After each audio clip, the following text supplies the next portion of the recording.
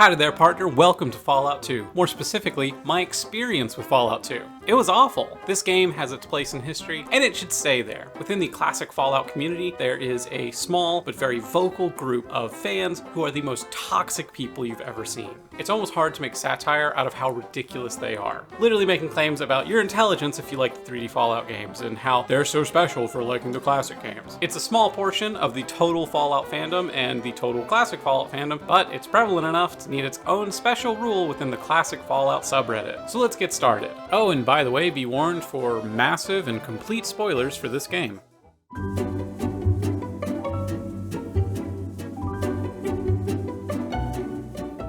Me and my boyfriend, hereafter referred to as the Googler, played through Fallout 1 together. We made our character Gerald the First. It was fun, but it was a pretty awful experience, to be honest. Really cool to see where the series started, though. So I had a basic familiarity with how to play these classic Fallout games when I started Fallout 2. The four main points you hear the most for why Fallout 2 is the greatest RPG of all time boil down to the depth of story, super good storytelling, amazing, deep, whoa, the rich world building and how it's just this amazing land you can inhabit, the humor and satire are top tier and cutting edge, and the roleplay ability, the amount of choices that you, the player, can make. These are the points that the super toxic fans will use to say that the game is objectively the best Fallout ever, and all the 3D games are bad, and you're stupid for liking Bethesda. Ugh. So let's jump into it and see what it's really like.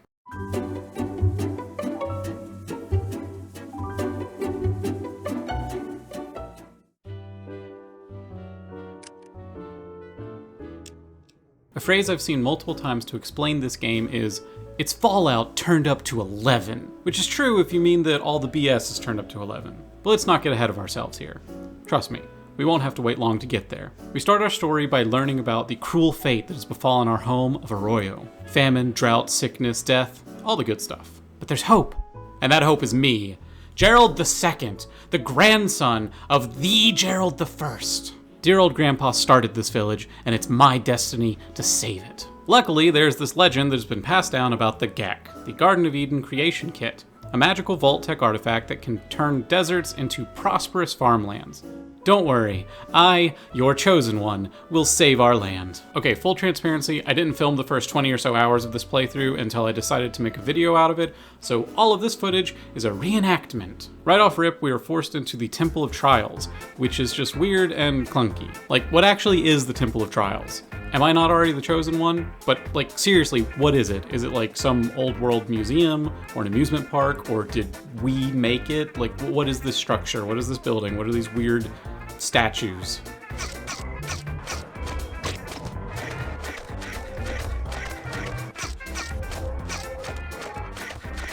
Great, I'm so glad I spec'd into guns and not into melee or unarmed. Haha. Remember how I said Gerald I save scummed his way to victory? Well, the apple doesn't fall far from the tree.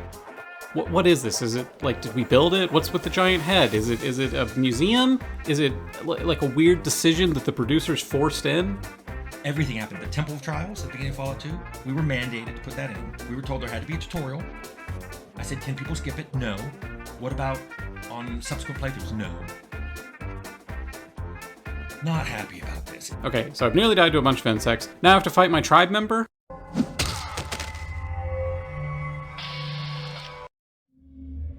Not even the carrion eaters are interested in your radiated corpse.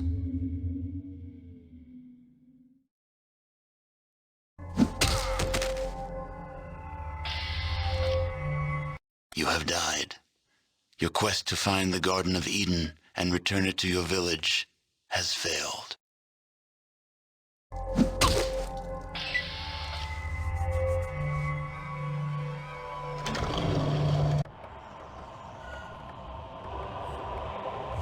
Okay, so the game isn't starting off on the best foot. Personally, I'd say this goes against basically every main point in favor of this game. But I can give this a pass. As already shown, this was some weird thing the producers forced onto the game devs, so we shouldn't judge the whole game based on this very bad intro. Okay, so the poorly balanced BS tutorial dungeon is done, so now we can move on to the actual fun and engaging gameplay, right?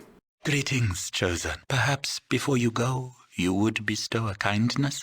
The plants of dark soul have infested my garden again. I ask that you be my champion.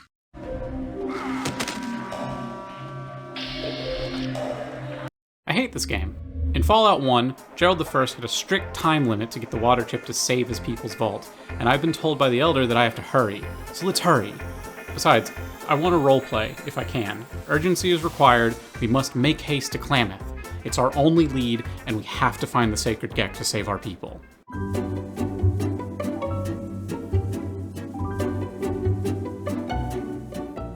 We've been told to find a trader named Vic in Klamath, so off we go.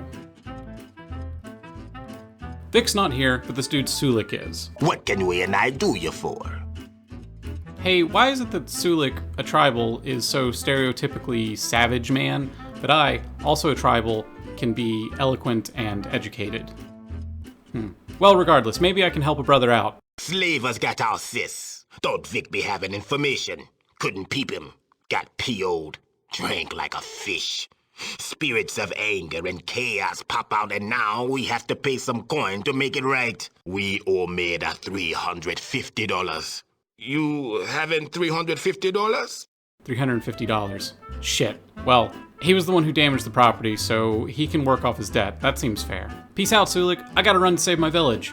So, Vic's not here in Klamath, but he may be in Den. We must track him quickly.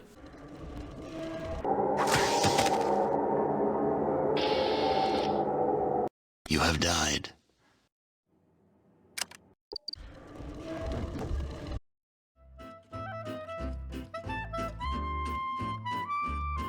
Oh, fiddlesticks, Vic is a slave now. But we're noble hero types, so let's try our best to save him. If we can get the radio parts for Vic, then maybe this slave runner Metzer guy will let him go. I guess we go back to Klamath to find a spare radio in Vic's shed?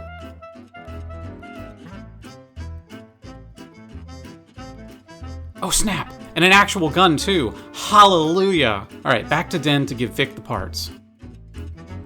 Metzer is an ass and won't let him go. Maybe I can convince him to sell me Vic so that I could release him? $1,000. Shit! I guess Vic is a slave now, bye!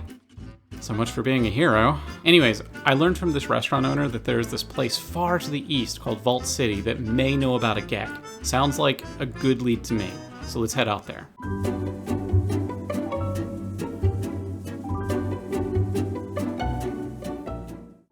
On the way to Vault City, we ran across this huge guy harassing some farmers, and it didn't go so well for the farmers.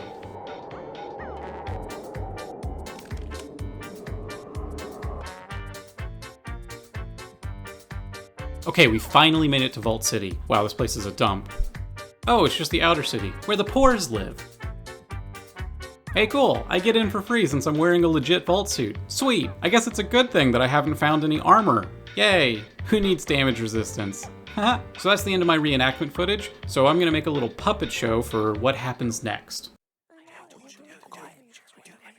Shh. I was told by the first citizen of Vault City that if I helped solve her ghoul problem, then I'd be granted citizenship, which would get me access to their sweet, sweet vault computer, which might have a lead on it. Okay, to cut a long story short, Gecko is a town built by a failing nuclear reactor inhabited by ghouls. Vault City's first citizen is a wee bit racist and wants me to genocide all the ghouls so that they can move in and control the reactor. But I want to be a hero. There must be a better way. Besides, there's this cool ghoul named Lenny who I just invited to my party, and I'm sure he won't be a liability. After all, he says he regrets not traveling with my ancestor Gerald I when he had the opportunity. I have to make that right. Well, thanks to the Googler, I discovered that there is a way. I fixed the reactor myself after getting the part from someone in Vault City. Problem solved. Now to report my success to the first citizen. Well, as it turns out, she hates me for helping the ghouls and tried to have me killed.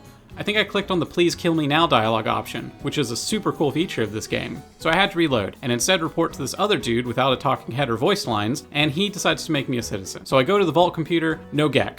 But I at least learned where Vault 15 is. It's not really a great lead, but it's something. So we're gonna start traveling south to Vault 15. On the way south, we saw a raider encampment, but I know I'm too weak, and Lenny doesn't really seem like he's gonna pull his own weight either, so we just cowered away in shame instead. Gerald I would be ashamed of me. Wait, no he wouldn't, he'd just run away and save scum. As we continued, we found this place called Broken Hills, and met Marcus, a super mutant sheriff who says he'll come with me if I help out the town. Heck yeah, first time I felt like I might actually get to be a hero. We solved some conspiracy about, like, mutants and humans or whatever, and did some other stuff, and boom, new super mutant ally. Wow, my party's growing. Okay, so we finally arrived at Vault 15. This place is abysmal. There's this small quest line where there's an SA victim, and it's handled pretty poorly, pretty tastelessly. Like it's a really dark situation, and the game just kind of like, haha, look, she made a joke about cutting your balls off, hee hee. But we'll just move on, right? I mean, it's only like completely tone deaf, but whatever. So we've got some squatters up here on top of Vault 15, and we've discovered that there's some nasty raiders down inside the vault. I tried to save scum through them, but it just didn't work. It seemed hopeless. So instead, we headed to the NCR. I don't really have a lead, but maybe I can learn something in the NCR. Wow, the NCR! Oh man, President Tandy wants to talk to a guy like me. That's so cool. President Tandy gives me a quest to go kill those raiders, the cons, in Vault 15, for the good of the NCR and the good of those squatters. Heck yeah, let's do it. I go back and I save scum for an hour until I manage to kill the cons. It was beyond annoying, but at least I have worthwhile loot for the first time in the game, so that's cool. Tandy is pleased, but she doesn't know anything about the Gek or even where Vault 13, my ancestral home, is. After running around for a while, the Googler tells me that the location of Vault 13 can be found on a computer in Vault 15.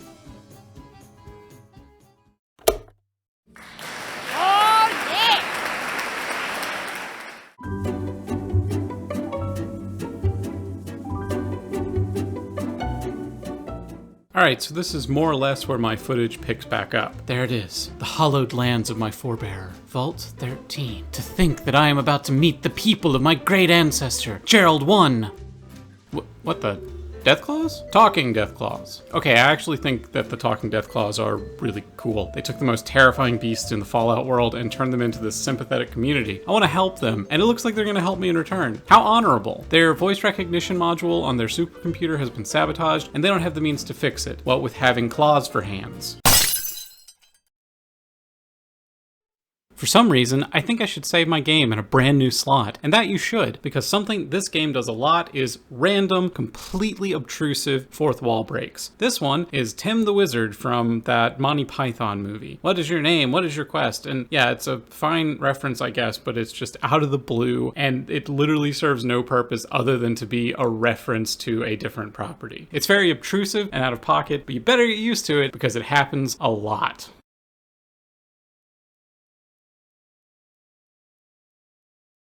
Don't worry, Gruthar, my dude. I'm a civvy of Vault City, and I can get you that replacement part no problem. One trip to Vault City and back, and boom, computer's fixed. And oh snap, I got the sacred Gek! Thanks, Gruthar! You guys rock, and I really hope nothing bad happens to you. Which, how could it, right? You guys are like frickin' Deathclaws. It's time to finally save my village. To Arroyo! We make it back to my village, Gek in hand, ready to finally bring peace and prosperity to my people.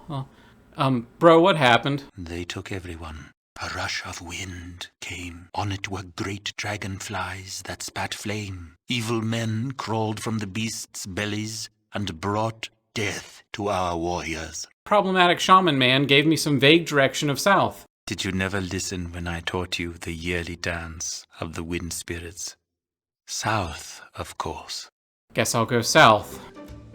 Okay, I found this place called Navarro. Is this it? Yep, definitely it. But how do I get in? Can't talk my way through, and I don't see any way to sneak past. Okay, I literally have no idea what I'm supposed to do. Like, really, save my people from the Enclave, but where the heck is their main base? Did anyone tell me? What am I supposed to do? Just wander the desert? Luckily, the Googler told me how to get into the basement of Navarro. And I found power armor! Nice! It's Enclave armor, but hey, maybe for once in this game I won't die immediately. And as it turns out, despite now being disguised as an Enclave soldier, I still don't have the sneak or lockpick skill to actually do anything in Navarro. Woo. The Googler tells me to go south more, to San Fran, where we can hopefully find some better equipment. So I guess let's do that.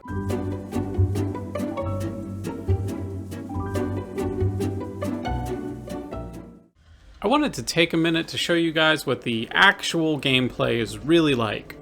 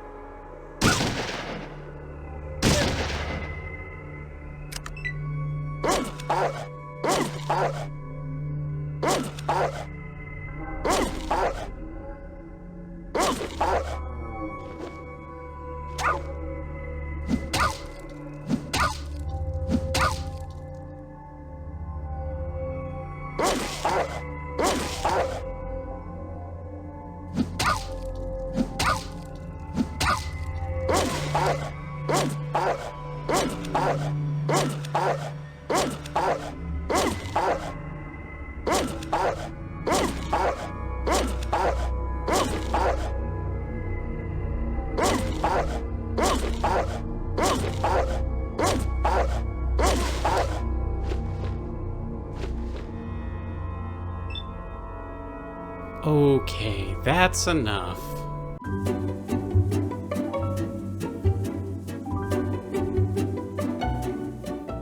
Okay, so we get to San Fran, maybe we can find some clues about what we're actually supposed to be doing, and maybe we can find a better gun. Apparently there's this unmarked weapons dealer who sells good armaments. The Googler hath informed me of such. So after running all over San Fran, I finally get to the double secret unmarked gun dealer, and he doesn't have anything that I need or want. The Googler reveals to me a secret location for a good gun, the Gauss pistol, and a military base to the southeast. Oh hey, I recognize this place from Fallout 1. That's pretty fun. I can't figure out how to get in though. I know, look, it obviously has something to do with this cart and explosives. Has to. But what? I've tried everything. It just doesn't seem to be working. The Googler tells me how to use this metal pipe that is blended in with the surroundings. Neat. That seems totally fair and immersive. Not just like stacking dynamite on the entrance would work. No, we have to go through this weird, once in the whole game, convoluted way to get in. Yay. Yeah. We search through the first level, but we can't get past the elevator because my repair skill is too low. What else is new? Well, I guess we go back to Navarro or something? I don't know. The Googler reveals to me that Vic the Trader has a good repair skill and will be a companion if I can set him free from the slavers. Back to the starting area of the game. Again. We interrupt your immersive gameplay for Oil Can. That's right, it's a Wizard of Oz reference. That's it. There's the Tin Man, dude in Enclave armor. You give him an oil can, he thanks you, and then he just runs off. That's it. That's the whole bit. Totally worth it.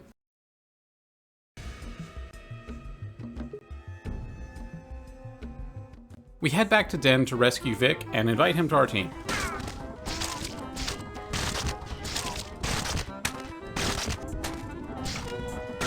We managed to kill all the slavers, finally, some hero stuff, and for a brief moment I actually feel powerful. But I don't have enough charisma for Vic to join the party, so I guess it's time to go grind out some of those starting area side quests to get some level. We get a new perk that lets me have another companion.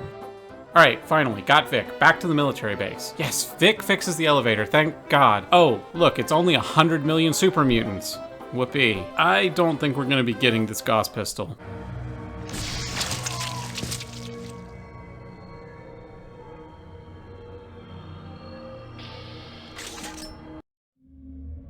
Not even the carrion eaters are interested in your radiated core. Okay, back to San Fran. May the RNG gods bless me with the Gauss pistol at the gun store. Oh, praise the hub, a Gauss pistol. Thank you, radiated Christ. Unfortunately, Vic just isn't cutting it, so we're gonna take him back to Den. But hey, we can get Sulik from Klamath to join us now, so that's cool. I guess we'll just like faff about for a while. I mean, like, why not? I know it was all about urgency before, but well, that's already like blown out of the water, so might as well just wander around a bit. Let's finally go back and attack those raiders. Don't worry, my trusted companions. I'll shield the doorway to prevent your soft, fleshy bodies from being torn asunder. All right, enough faffing. Let's get back to it and return to Navarro. Finally, I have enough skill to get the vertibird plans out of that stupid garage. Let's head back to San Fran to see if we can get better equipment for Sulik now. And nothing here. Great. Maybe the NCR has combat armor for him? I don't know. I'm just kind of grasping at straws now, but let's go over there and check. Oh, and you know what? While we're here, we can free the slaves outside the NCR.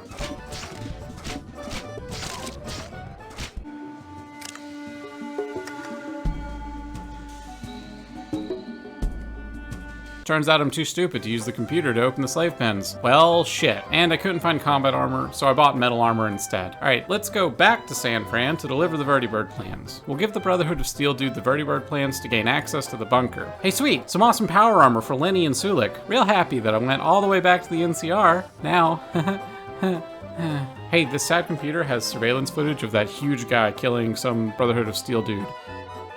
Wow, it was super cool and immersive to see my companions in the cutscene, though. Now what? Like, what? Am I blanking? I don't know. This game is just, ugh. But the Googler reminds me where to go.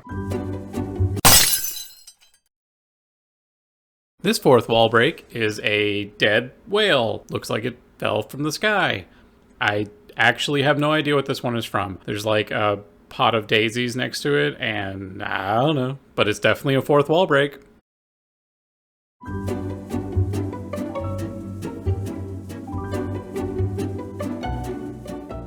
So we went back to Navarro with finally enough skill to get that FOB out of the locker in the office. What's the FOB and what do we need it for? I don't know, but the Googler tells me we need it. We need the FOB to use the tanker at San Fran to get to the Enclave main base. No, I didn't figure any of that out. I don't know who was supposed to tell me. I'm sure someone somewhere does, but I didn't find it, and I wasn't about to run around talking to every aimless NPC to get one little bit of somewhat useful dialogue. I had no direction from the game whatsoever after Arroyo with the Gek. Just go south. That's literally it. Just go south. Just go south.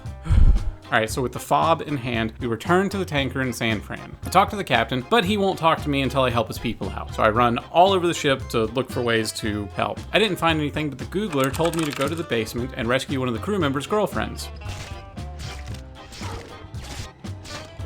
Okay, so Captain Tight-Lips over here tells me that I need 3 things for the tanker to work. Gas, an FOB, and a navcom. I guess we know what we needed that FOB for now. The Googler tells me that the She have gas. So let's go to the She. I gave the She the vertibird plans, but they won't give me gas yet. They tell me I need to speak with the mysterious emperor, who could give me gas, but to do so, I need to work for them more. And they want me to assassinate the leader of the Hubologists. That's freaking horrible. I don't want to be an assassin. I'm a good guy. I'll find another way. However, the Googler tells me it's either kill the leader of the Hub or kill the leader of the She. Well, frickin' great. I guess I'll kill this leader of the Hub, AHS-9. So much for immersion, right? But don't worry, guys. The story is so deep and it's super immersive and all about your choice. So I lie my way into the unsuspecting Hubologist base, planning to murder some innocent man. But don't worry, you can RP any character you want, as long as it's an assassin that hates the Hubologist. But don't worry, guys. It's just a fourth wall breaking joke of the Scientologist. It's okay to make fun of them and kill them. I don't even care about Scientologists. I just don't want my character to be forced to be a freaking assassin. That's it.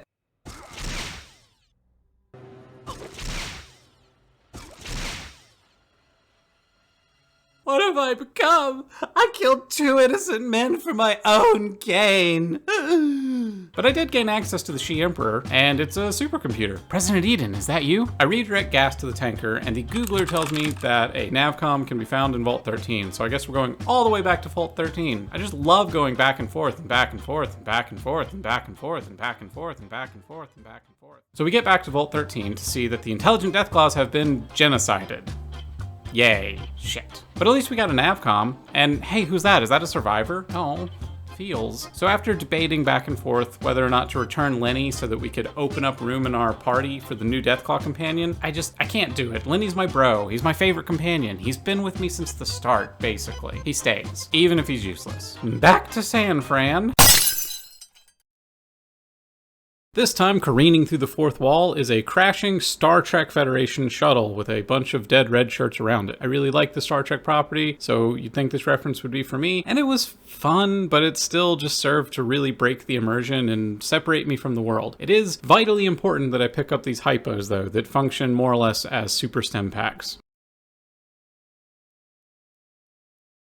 Okay, I have no idea how to install the parts, and 0 instructions either. The captain didn't tell me anything. As far as I'm aware, no one tells me what I'm supposed to do with these things. I just have them, but the Googler tells me how, so thank you to him. I go to install the parts, but my companions trap me, even with the push feature. Haha, reload and do it again. Finally, it's time. It's time! We set sail to the oil rig, which is where the Enclave main base is, if that wasn't clear.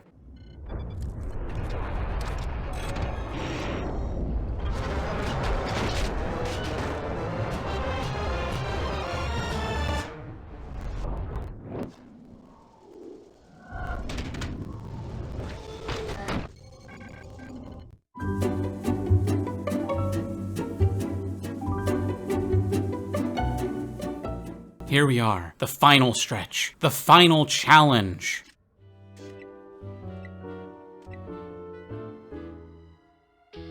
You have died. Okay, so the Googler suggested leaving the companions behind to see if my Enclave armor would still work as a disguise. God damn, he's a genius. It worked. I talked to the Elder and learned that my village was kidnapped and has been experimented on. Those Enclave bastards. I need to work my way down, so I go to the second floor for this really out-of-place shock room floor puzzle thing. Like, seriously, what is the function of this room? Do the Enclave have to solve this every time they have to go pee-pee? Okay, now down to the third floor. Oh, snap! There's the Vice President of the Enclave. He's literally too stupid to tie his shoes. That's the joke. That's the whole joke. Satire, am I right? So immersive! I also found the Colonel, and he told me the Enclave have secret plans. They are literally just black and white cartoon villains. Straight up evil, no understandable plight or backstory, no nuance or gray, just straight evil. Super, super immersive. Yay. Hey, it's my favorite part of the game where I get to run all over the place trying to figure out what the heck I'm supposed to do. I talked to this reactor engineer man. I still don't have a clue what I'm supposed to do at all. I don't even know which of the 5 same exact assets we've seen all over this game is supposed to be the reactor. Is it this? Is it this? I don't have a clue. Oh, look, the president. I guess let's see what he has to say. Hello, I'm the President of the United States of America. I am the elected representative of the people. The United States does still exist. God bless us, everyone. Let me tell you about mankind's salvation. A little history first. Oh, he's just a boring suit with no personality. Cool. Actually, it's a satirical demonstration of the banality of evil of corporate America. It probably just went over your head because you played the 3D Fallout games. So immersive. It's so cool having the main antagonist faction be a big joke. That's so deep, guys. Do you get it? It isn't bad writing at all. Don't worry that it literally doesn't make sense in the context of the world. It's satire, guys. The Master at least was this really intriguing character that felt like he belonged in the world of Fallout. President Suit over here just feels like a lame joke the devs are chuckling about, which fine, I guess, but ugh. I've already assassinated one leader, so I might as well assassinate the president. The Googler tells me I need his keycard anyways, so. The Googler also reveals to me how to destroy the reactor. Literally just put dynamite on it. By the way, it's the same asset that was the supercomputer in all the vaults. That's the reactor. Yay, I was supposed to know that or something. So after many attempts, I finally managed to stealthily blow up the reactor. The alarms are blaring. I need to get out of here ASAP. You've gotten a lot farther than you should have. But then you haven't met Frank Horrigan either. Time to die.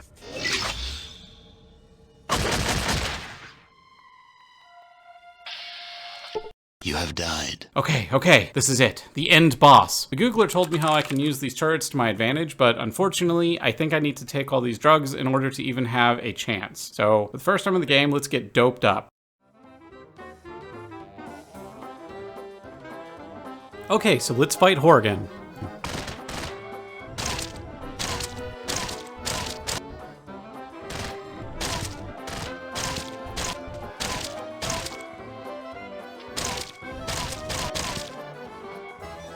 Oh my god, this fight is such a pain.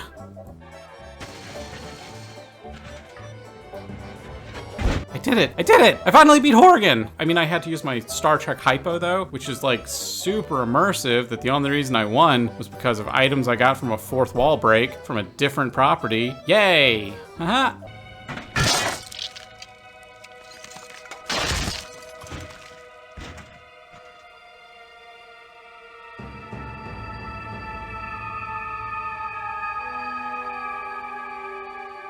God, I can only hope when I die, my death animation is also this stupid. I just triggered the self-destruct.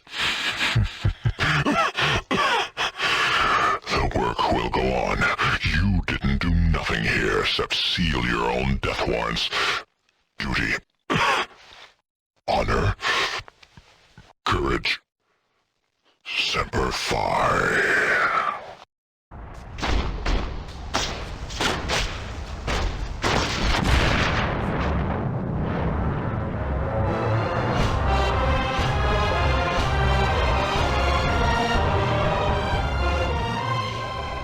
Well, shit, I guess my companions just died on the oil rig then. No, wait, I can go back and get them. Neat. Wait, why is Lenny yelling at me? What? He left my party. Lenny, what the fuck? You were my favorite.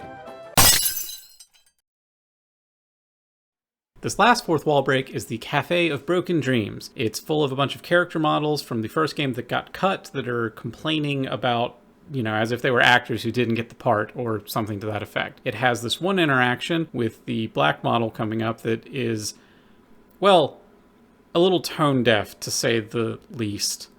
And I think that's all I'm gonna say about it. Anyways, out of all the fourth wall breaks, this is definitely the most fourth wall breaking.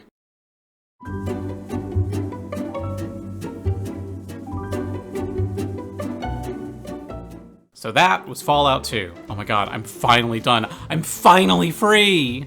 So let's bring up those arguments from the beginning and assess them again. Is Fallout 2 really the greatest RPG of all time ever for always? And if you dislike the classic Fallheads, you're just a stupid dumbhead? Let's find out. Point 1 was about the depth of story and the choices available to the player. To be as fair as I can, I need to admit that I did barely any of the side quests, but I can talk about my own experience in the main quest line. You know, the one that I was told to hurry and save my village before everyone I know and love dies horribly. The story is pretty mid, to be honest. It just copies the main beats from the first game and feels like a bland, forgettable B-rate sci-fi. Almost all of the characters are just edgy assholes or just jokes in and of themselves. I also never felt like I had any choices. I had to be a scavenger feeding off the kills of bigger and badder creatures, or just a coward for my whole game, more or less. So for me, and again, this is all just my opinion and experience, for me, this game's story was not deep, nor were the choices really available. I was just the lowest bottom feeder pretending to be a hero. Point 2 was all about how rich the world building was in this game. I find it difficult to give this point to this game since all of what's good about the setting and world of Fallout 2 was established in Fallout 1. There were definitely some cool places in Fallout 2, like Vault City, or seeing how Shady Sands had turned into the NCR, but for me, Fallout 2 didn't really add anything of value into the world, other than the NCR, that is. I really like New Vegas, and I get that without Fallout 2, there would be no NCR in New Vegas. Another big detraction for this point to me is the sheer amount of fourth wall breaks. Every fourth wall break only served to sever me further from the world, not to dig me in deeper to it. Point 3 on our list was humor and satire. This is one of the worst parts of the game to me. They pushed these satire and fourth wall breaks just too far, and it ruined the experience of what could have been a beautiful dystopian world to live in for a while, like adding too much salt to a dish of garlic tofu curry. A healthy amount is needed for it to be good, but too much salt just ruins the whole thing. The biggest offender being that they turned the end-game enemy faction into just one big joke. But even beyond just outdated pop culture fourth wall breaks and boring satire, the general humor vibe just doesn't really do it for me. I get that it might work for you, but having all the dialogue just be edgy, "I'm such a badass" one-liners, and having every NPC just be either an idiot or a jerk isn't really a world I can empathize with. And finally, point 4. If you frame it in a particular way, you can absolutely argue that Fallout 2 allows you an immense freedom to go about solving quests and RPing however you want, but in my experience, this isn't the case at all. The choices for me boil down to kill everything, run away, or just pray it works out, and most of the time the only viable answer was to run away. The freedom in this game is often just poor design in letting the player know what options are even available to them. The counter argument from the Uber fans is going to be, this game doesn't hold your hands like those modern baby games. And that's true. It doesn't hold your hand. It kicks you in the teeth and throws you into the street to fend for yourself while it points and laughs at you. I'm not saying that I need a waypoint and a pop-up tutorial for every possible outcome, but it's not intelligent design to just leave your players completely in the dark. So for me, again, just my experience, this game is not the greatest RPG of all time. It's actually the worst one I've ever played. I think the clashing tones and bland story make Fallout 2 the weakest mainline Fallout game in the whole series, and I think it spoils a lot of what Fallout 1 had set up. And I absolutely think that Bethesda buying the IP and turning it into an FPS action RPG not only saved, but redeemed the whole franchise. For those toxic fans that demean and attack people who dislike this game, I think that it's actually understandable how they could get there. They likely had an absolutely beautiful experience with Fallout 2 back in the late 90s or 2000s. It was an impactful and rich experience for them, and they spent countless hours learning the systems and exploring every inch of the world. They were eventually rewarded for all of the suffering that the game inflicts by finding all these obscure solutions and figuring out all of the combat mechanisms, and I'm sure they felt a strong sense of fulfillment when the end cutscene showed how their work, their knowledge, their experience crafted this world. And when something that has such a positive impact on you gets criticized, it's easy to lose the distinction between your experience, your own self, and other people's experience of the game. It's easy to get a little toxic, and it's easy to fall into a bubble of other people who have also just slightly toxicified, which leads to all of them getting even more toxic. I know for myself, I've taken criticism of a property which meant a lot to me poorly, and given the right circumstances, I could easily have become a toxic fan too. There, but for the grace of God, go I. And because it bears repeating, if you enjoy Fallout 2, then fantastic. I'm glad that you found something that gives you that. I don't ever want to take that joy away from you or anyone else. I just wanted to make a video about how silly that little contingent of toxic classic Fallout fans can be, and also share my experience as a plebeian 3D Fallout enjoyer attempting Fallout 2 for the first time. Thanks for watching my first real effort at a YouTube video. Love you guys.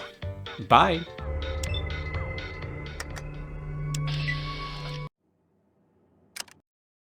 Oh, and yes, I found out about the stupid car later. Super cool. I hate this game.